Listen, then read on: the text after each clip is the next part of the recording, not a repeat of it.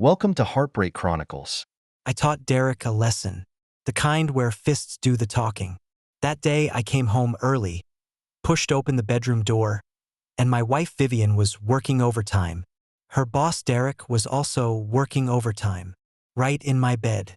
I didn't cry, didn't shout, didn't even ask why.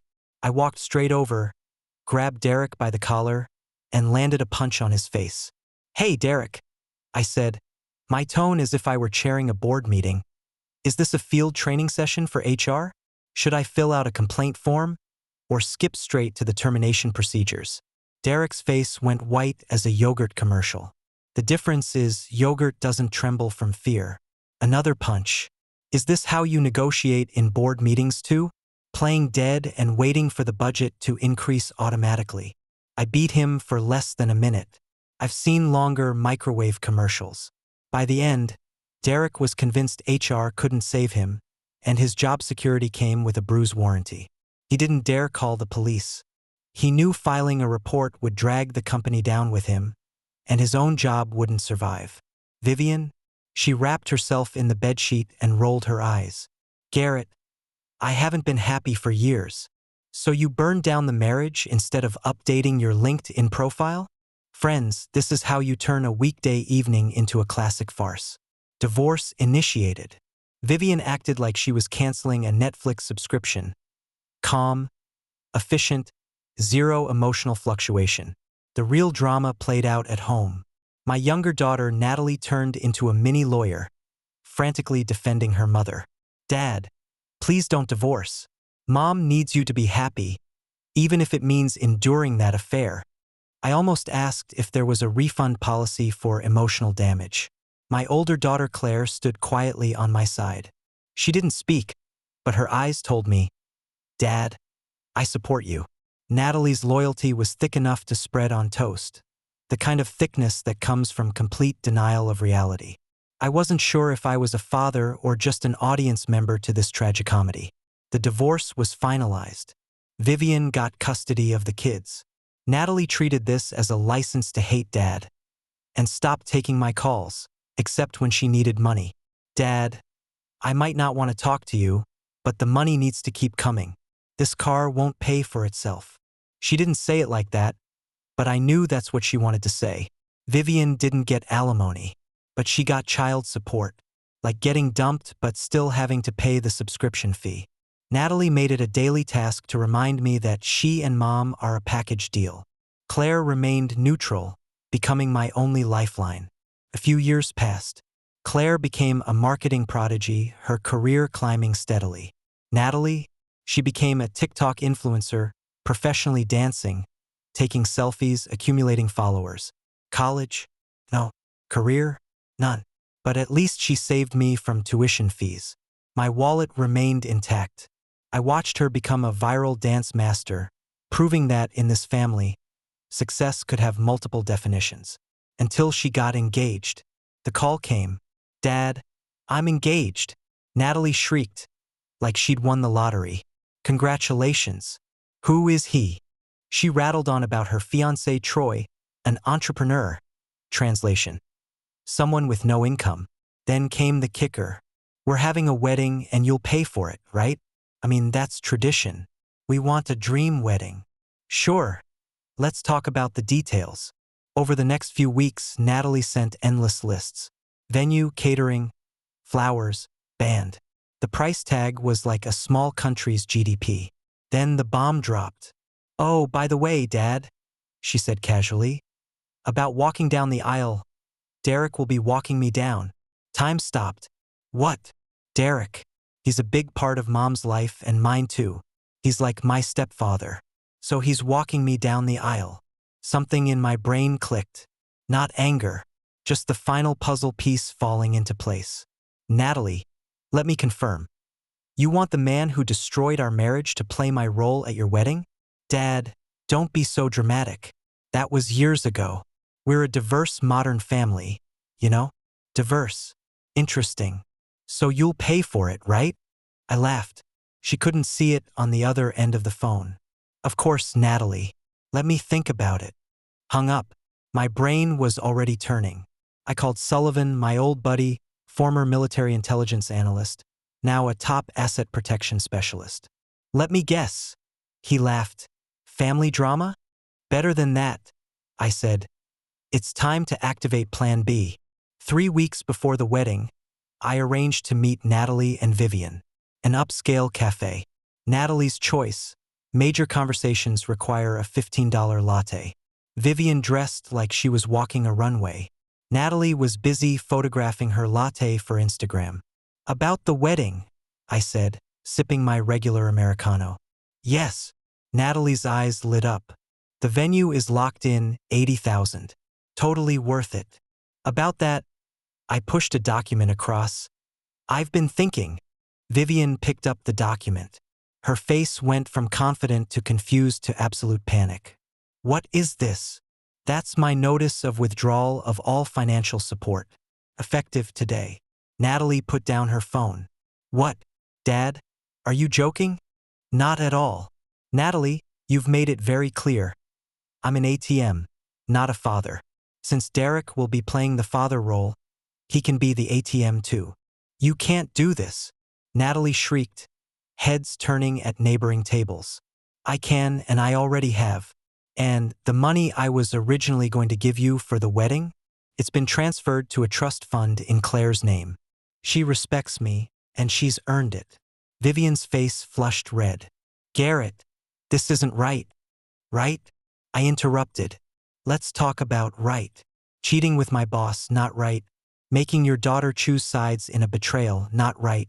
Demanding I pay for a wedding that humiliates me? Absurd. I walked toward the door and turned for one last blow. Oh, Natalie? That apartment you brag about on TikTok? I rent it. The car you show off on Instagram? It's in my name. You think you can pay for these with influence? Good luck. I left them there with a ruined latte and shattered expectations. The next few months? Entertainment gold. Natalie tried to organize the wedding herself.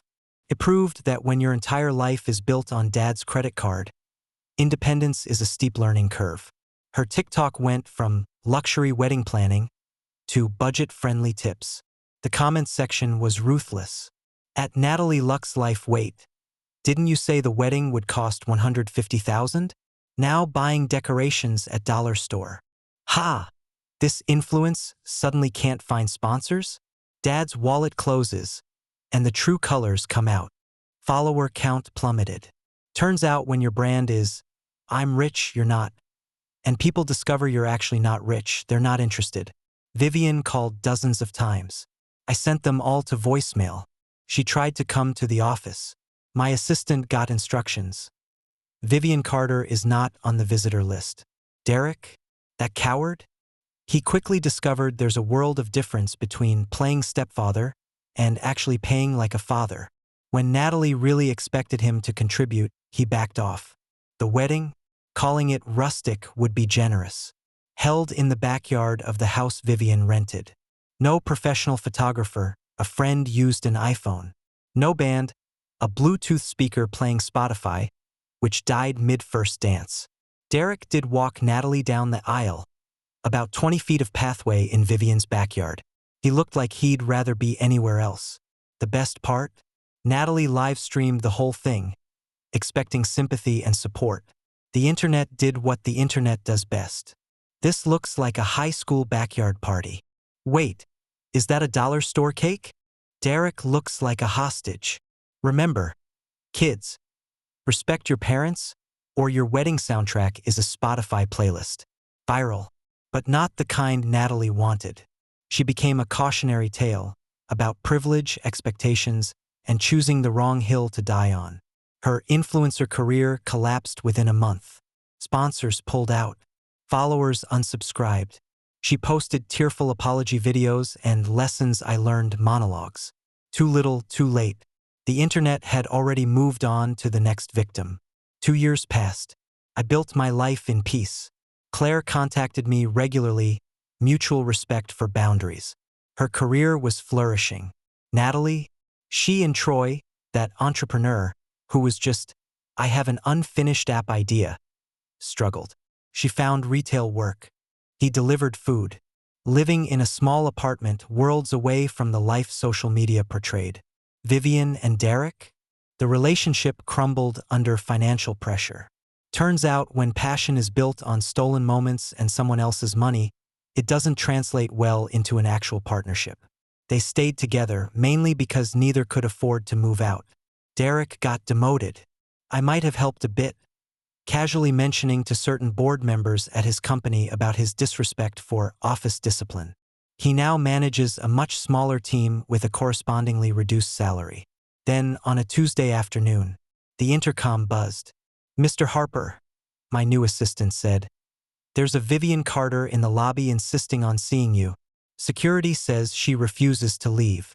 I smiled. "Tell security to give her 3 minutes, then escort her out." "I'm on my way." But I didn't go to the lobby. I made a different call. "Sullivan, remember that situation we discussed? It's time." "Finally," Sullivan said, amusement in his voice. "I'm on my way." Sullivan and I met 15 years ago at a business security conference. Former military intelligence analyst turned asset protection specialist. The kind of person the wealthy hire to ensure wealth stays wealth. When cracks appeared in my marriage, I consulted Sullivan. Not for divorce, for protection. "Garrett," he said, "document everything." I did. Months before I discovered the affair, I noticed signs. Late-night work meetings. Suddenly added phone passwords. Strange charges on bank statements. I started documenting. Every overtime. Tracking locations. She was on our joint account. I had legal rights. Recording suspicious transactions. When I caught them, it wasn't an accident. I came home early because I knew what would happen. Phone in my pocket, recording everything audio, not video. Legal in our state. But the real goldmine was what I discovered afterward. I had Sullivan dig deeper. Found that Vivian and Derek had been using company funds for personal purposes.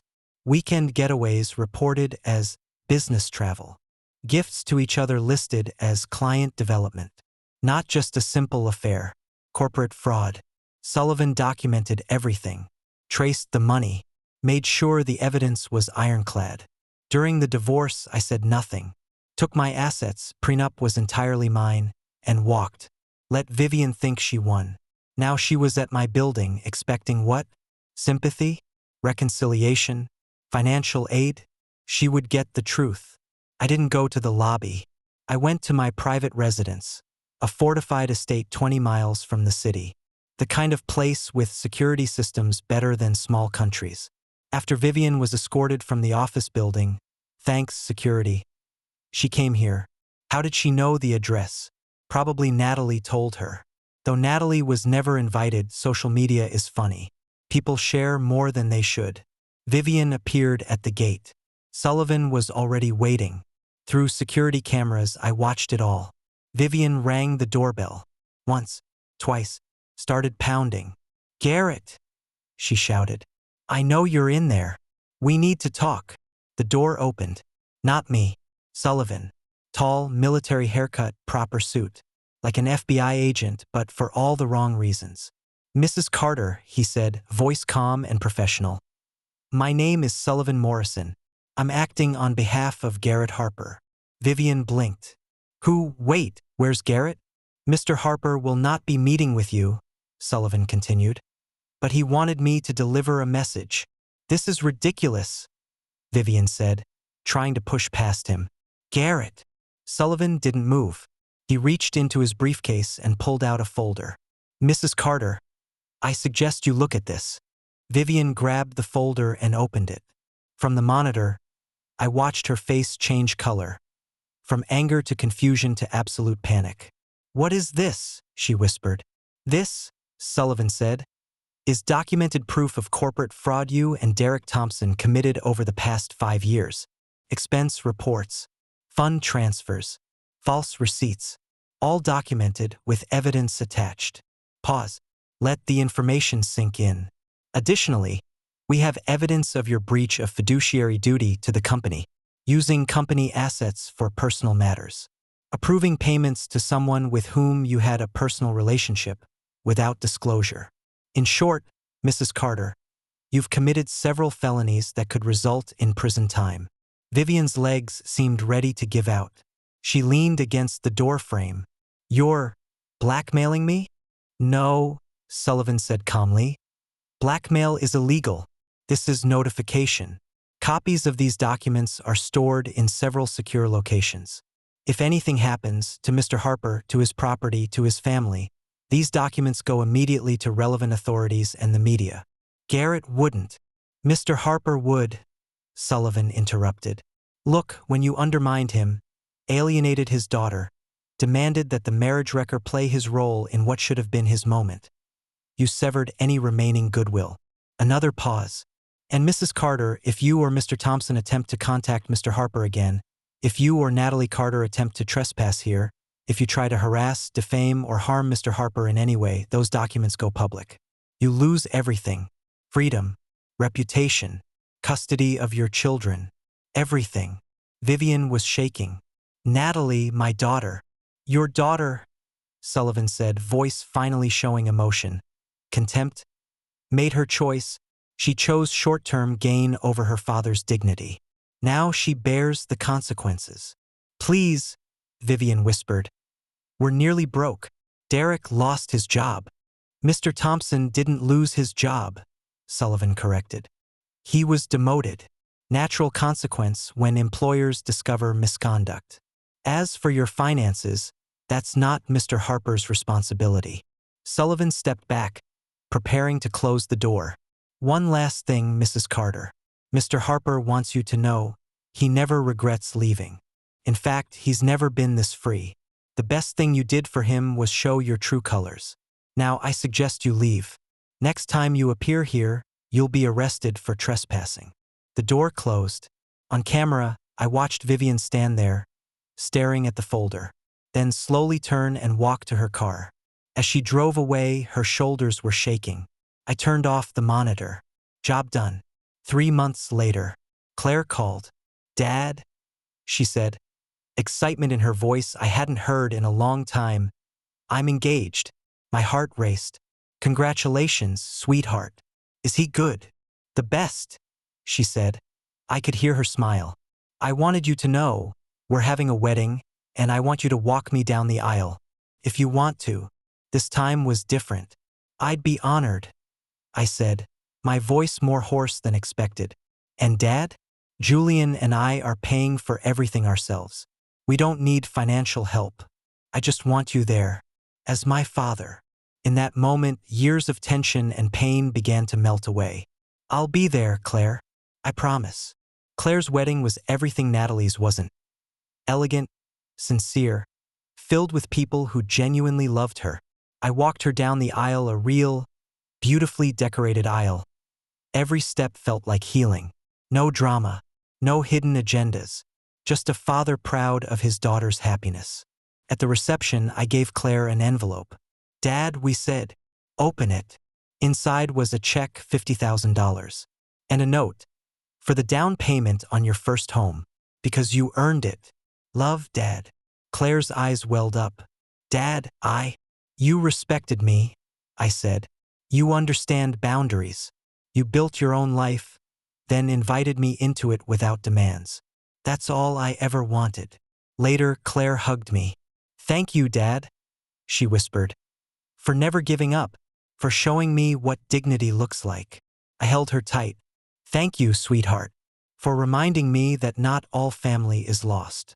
Driving back to the estate, my fortress, my sanctuary, I felt something I hadn't felt in years. Peace. Vivian and Derek? Dealing with the consequences of their choices. Last I heard, still together, mainly because neither can leave the other, both can't afford lawyers. Natalie? Living in a small apartment with Troy, working hard, finally learning self-reliance. She occasionally texts Claire, never me, asking about family events. Claire always responds but maintains boundaries. It's not about holding grudges. It's about protecting peace. As for me, I built a life not based on lies. Boundaries not only respected but reinforced. Sullivan comes over for dinner occasionally. We sit on the terrace, drink whiskey, and reflect on the absurdity of Operation Vivian. The best part, he said one evening. What? You never actually used those documents, he laughed. The threat alone was enough. He's right. Vivian and Derek never tested the boundaries. The documents still sit locked in the safe, a silent deterrent. Sometimes the best revenge isn't action. It's preparation. Looking back now, I realize the affair wasn't the ending. It was the prologue, the gateway to a more authentic life.